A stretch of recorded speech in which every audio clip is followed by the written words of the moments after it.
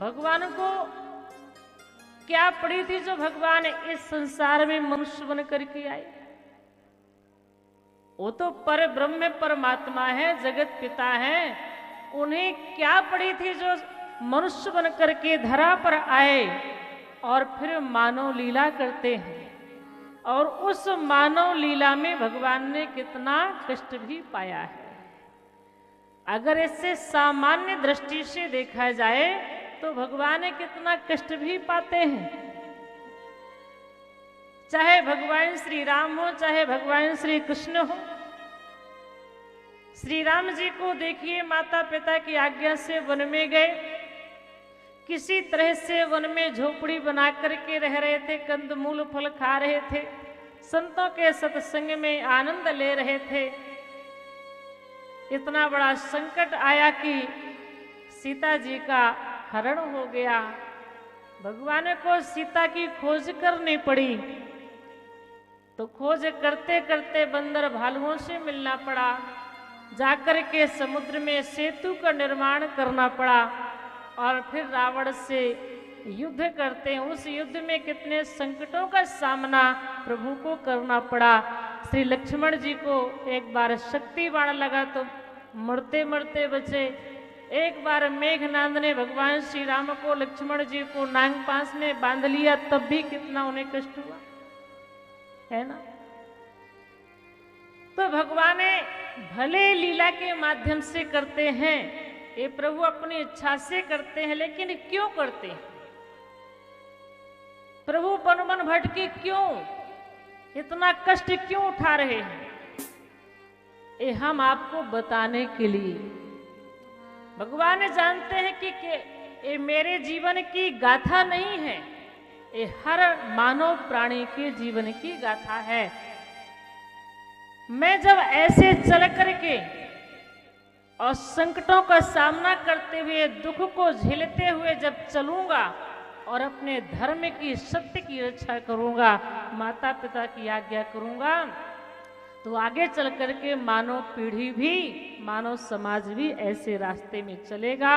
उसे साहस मिलेगा, उसे बल मिलेगा, उसे शक्ति मिलेगी कि जब हमारे भगवान धर्म के राह पर चले हैं, परेशान तो हुए लेकिन पराजित नहीं हुए, तो हम भी धर्म के राह पर चलेंगे। हम भले परेशान हो जाएं, लेकिन हम भी पराजित नहीं हो सकते हैं।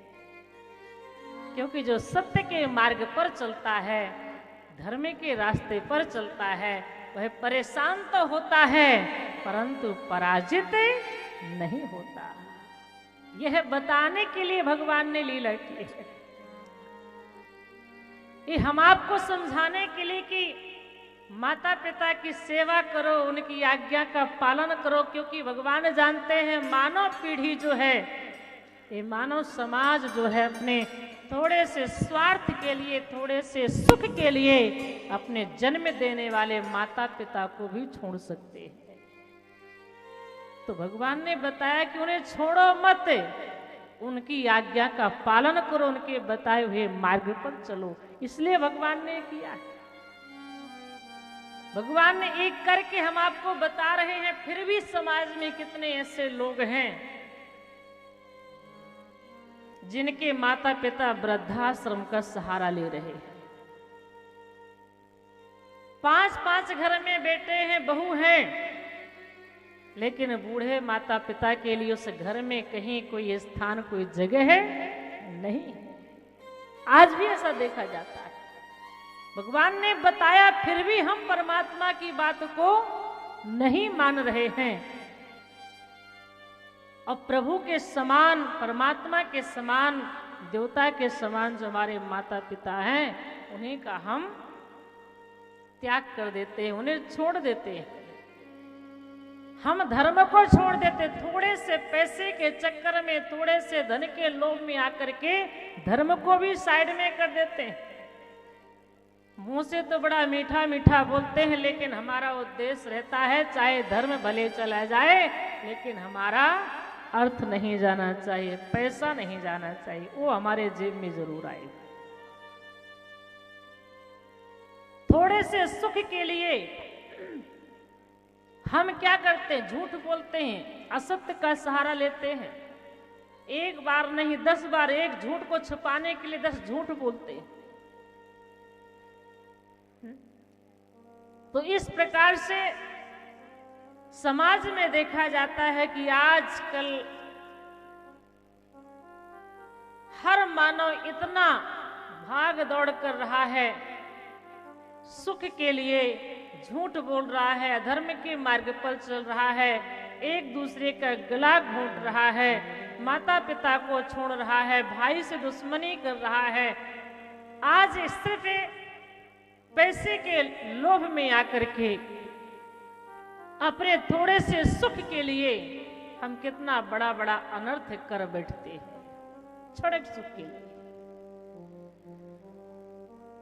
तो हमारे भगवान ने ये लीला के माध्यम से हमें बताया है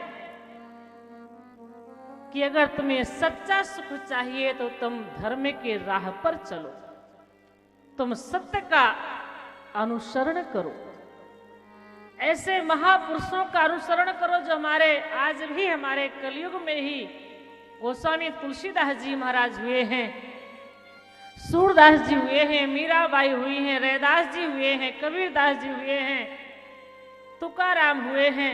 ऐसे जो है इन महापुरुषों का अनुसरण करो। ये कभी जो है किसी अर्थ के पीछे नहीं बल्कि भक्ति के पीछे भागे, सत्य के मार्ग पर चले हैं। तो आज भी उनके लिखी हुई उन ग्रंथों को हम पढ़ते हैं और हमें जो सच्चे भक्त हैं उन्हें आनंद मिलता है कि इन महापुरुषों ने कितनी बड़ी बड़ी बात लिखी है।